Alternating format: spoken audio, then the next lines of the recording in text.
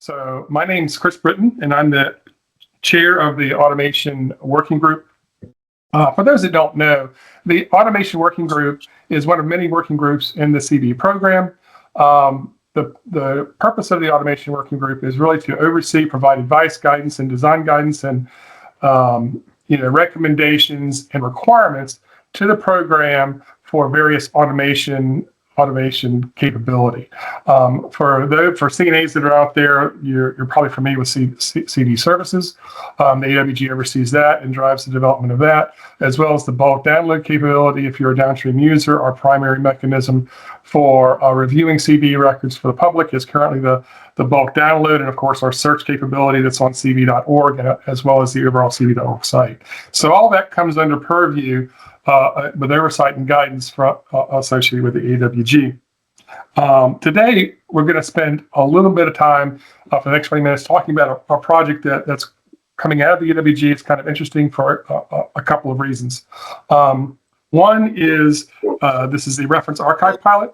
This is interesting because number one, it's being heavily driven by members of the broader community. As you might know, VIDR provides a lot of development resources for the CVE program, but this is a project right now that's mostly being driven outside of the program, outside of MITRE's development environment, if you will, much like Vulnerabilities and some of the other clients that have been created. So this is an important partnership for us, and it's an extension of what's been going on by the community for quite some time. So it's important. It's also the case that it's not this particular project it's not part of CVE services. It's not part of the bulk download. It's kind of a historical quality project, which is a little different than what we've done in the past. So with me today is Dave Welch, who is our lead developer on this project, and we'll be chatting about kind of what we're trying to accomplish here. I'll introduce kind of the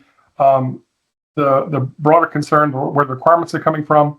And then Dave, as the lead developer on this, he'll introduce himself in a few moments, but he'll talk about exactly what's going on with the project, what's going to be available for you to review as a community. And then we'll talk a little bit about how to, the requirements of the project for us. Dave will talk about that and how you can get involved in that and how you can take a look at what's going on. One of the cool things about the AWG and everything we're doing for the CVE program is everything's open source.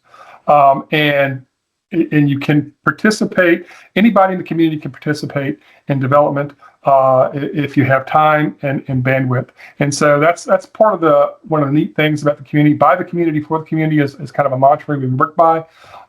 And if you have an idea and want to participate and you have bandwidth and you participate, everything's on GitHub, and we provide ways for people to contribute. So keep that in mind as we go through the brief. And if you have any questions, we can talk more about ways that you can contribute, or if you have questions, obviously, about the project. So let's talk a little bit about what's going on with the project. What is this project about? CVE record information references generally have become broken or outdated over time, resulting in loss of record. Now, what I mean, why is that important? References are CVE record references. These are the references that every CVE record has to have in it, at least one to be a valid record. And they can point to such things as public advisories, mitigation details, contextual clarifications for the reported vulnerability. Really, wherever we talk about the descriptions being lacking in CVE records, a lot of times those descriptions can be bolstered, if you will, by the information in the references. And so as time has gone on, and this program's been around for 25 years, there's a couple 100,000 records going back to 1999. As you can imagine, some of these records become the links to those records, to the references in from these records, become broken or outdated and are no longer accessible. An example of that here is a record that was published in 2015. You can see here Security Focus. For those that might remember, that are old enough to remember, Security Focus back in the day was an important security forum where a lot of information, I know back in the 80s and 90s and early 2000s, Security Focus was a reference for many of us. And that has since gone out of date. That's no longer available. And if you go to click on this link in this record, it's broken. right? It's unfortunate, and there's lots of other references in our repository that are in that way, especially as for the further records further back. And so we've lost a lot of information, historical information, due to broken links. And so the purpose of this project is to try to address that. Now, it's not clear. Clearly, we won't be able to easily go and fix and find more security focus information that's already disappeared. But moving forward, the idea is to protect critical reference information for historical posterity. So with that, the AWG formed a team. Dave Welch is the lead of that team, and lead developer, if you will, and has been putting some time into this for the last number of months. And so, Dave, I'm going to turn it over to you for a few minutes to kind of to talk about our approach on this, what our requirements are, and kind of our status. And I know you have a little demo for us. So I'm going to turn it over to you, Dave, if you're ready. And I'll drive the slides. Perfect. Sounds good. Okay, yep. Got that? Apologies for that. Sorry, come on here. Always got to find the button. So, so let's jump in and talk through it. So, the real gist of this is where we came from, and the approach and kind of the requirements are driven, out of the I believe the QWG, AWG, right, and various stakeholders. AWG is about how we put it together. And, as Kris said, the link rot problem is a big deal. I myself work for a company called HeroDevs. I work only in old software. And so going back to old CVE records and being able to find references of how things were reproduced and where they came from and where the researchers are, if we got to ask questions, is really, really important. And so if we had this solution, previously, we wouldn't have the problem anymore. But our approach is to start with something that's measurable and start solving the problems today, and then figure out how we go forward and cost and scale and all those kind of things. So we basically I've got a little picture here that I'll share. Kris, we have another slide before I jump into kind of demo and breakdown of what we've got. Let's go ahead and talk a little bit about what the system's going to be. Right? Perfect. Yeah. So the main requirements of the system, and we've got various stages of this in place, which I'll talk about here and show in just a minute, is archive content. And when we talk about archive content, there's all sorts of scenarios in the future that we'll need to address. Is it a net new CVE? Is it an update to a CVE or an update to a reference, or all of those scenarios? And we've left room for those to be defined and change and grow as we start. The way that we focus for this pilot is to build an archival mechanism and the ability to schedule archives, right? Archival runs, right? Jobs, if you will. And so our approach, currently where we've landed is kind of a fixed interval of, if a CVE gets scheduled for, reference archival, we will set up and archive it as soon as possible. There's a queue of jobs that we'll go through and archive as they come in. And we'll also set up intervals to go and archive in the future, right? And the idea behind this is, when a CVE first comes out, there may be sparse information, right? It may be part of the embargo. There may be still emerging details, but the information needs to get out there. We need to get published. So, day zero makes sense. We're going to take a snapshot. Very common within the first 72 hours that there's updates, lots of updates, other references added, all sorts of things. So we also at that time will schedule 3 days from now, we'll come back.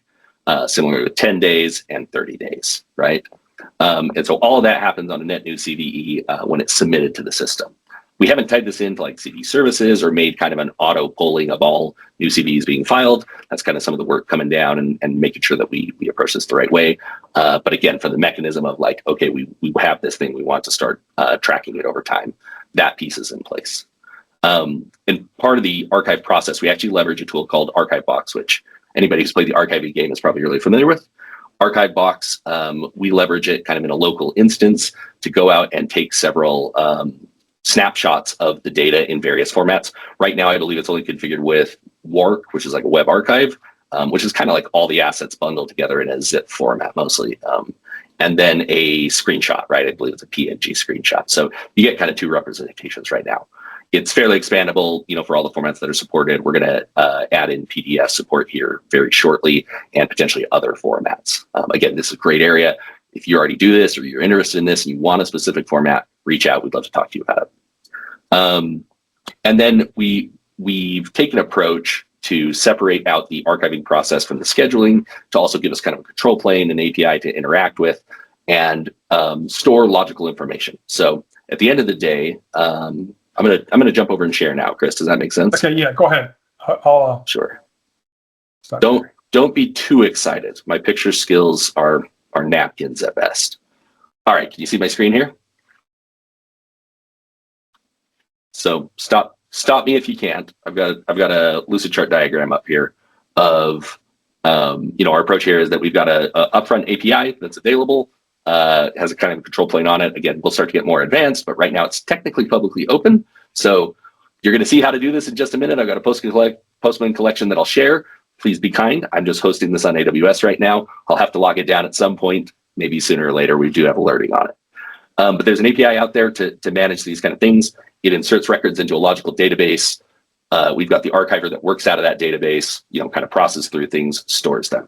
That's nice because it gives a nice logical reference of both the jobs being done, but also the history of what we have and searchability and the ability to say, okay, based off this CVE or based off this resource or based off this domain, what kind of things do we have?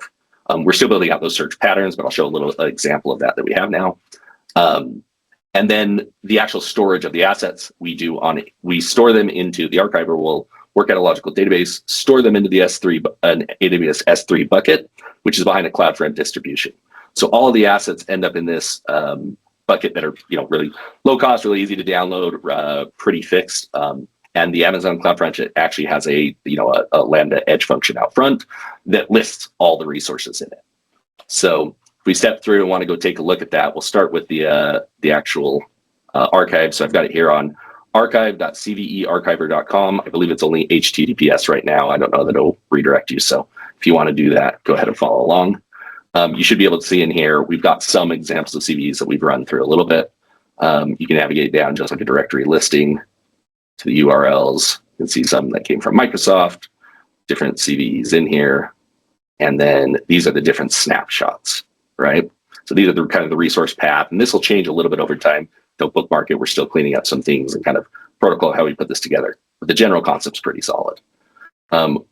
Once you drill in, you can see this is the actual contents. This is what you would get out of something like Archive Box. These are the pieces we select to keep for long-term storage. And if we go ahead and download this, in theory, we should download this screenshot and it'll pull up off screen, of course. And I think I picked a perfect one that has a terrible reference. I promise we've got some pictures in here that actually work. I think that's a bad example of CVE. So we'll pull those down. Same thing with the work file. It's a gzip zip file. So this is where that lives. Again, you can navigate manually here. This is kind of like the point of no return, right? It's an S3 bucket. It's easy to stay up, as long as Amazon's up, which had some fun times this week earlier for those who saw. You're good to go. On the other side of it, we're building out this public Postman collection. There's an API out there. The idea is that you'll have the ability to go through relatively easily on a REST API, which again is api.cvearchiver.com, and search through the archives. So if I pick that CVE, I go to the archive sub-resource, you'll see the same kind of listings that powered this. So you've got the snapshot of the screenshot PNG, we've got the work file here, and then another asset down here, I think. So from a different time where we really picked one of the assets there. In order to submit a CVE to get scheduled, really straightforward API right now. You go through and put a CVE out there. I don't know if anyone has a favorite, feel free to throw out. I'm going to guess that there's one out here. And say, let's go get it. We do return a little bit of high level information about the job right now, mostly for diagnostics. We did schedule this as job 92. Here's a little bit of metadata about the job. This sub-property here does say that we scheduled 4 additional jobs. So this is the day 0 job. It's scheduled immediately. The other 4 jobs are on that interval of 3, 10, 30, I don't know, 5 in there somewhere. Can't remember what it was. Those are all configurable values. We'll continue to work through that. So again, this is all on Amazon. It's all hosted. We picked up a domain for it. We've got a very small account running to kind of pilot, get some idea on costing and those kind of things. We will be introducing in the future, I think, ways to have controls. It is built with the idea in mind that we can filter out or block list things. If we know that there's a bad domain out there, we can go find those and easily remove those and put controls in to do that. We can also go in and flag something to say, this domain is off limits, please don't record it, and that'll prevent it even if somebody does, come across it in a reference and those kind of things. So I think that's it for the demo side of it. Chris, is there anything else you want to see there, or do you want to turn to the slides?